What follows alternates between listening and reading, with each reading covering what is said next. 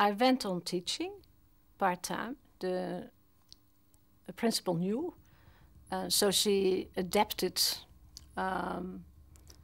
what she wanted me to do. I didn't have to go on excursions. It was up to me, really.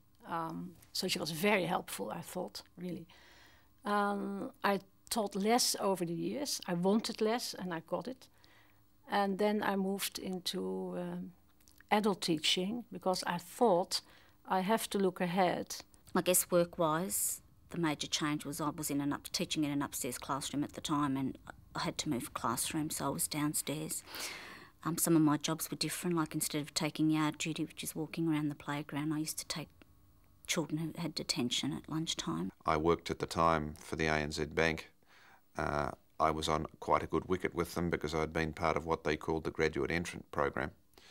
And it seemed fairly silly to abandon that simply because something had happened to my life and I had no idea what was going to happen in consequence.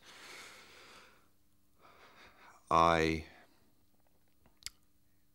stayed with the bank and didn't allow the disease to affect my life for 5 years. I started to prove to the people that I was working for that it wasn't the disability that they'd employed, it was me, the person. And I had skills to offer whether I was in a wheelchair or not. And since then, I've had about 5 different jobs.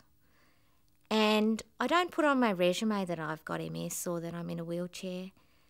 But once I'm there, it's pretty damn obvious.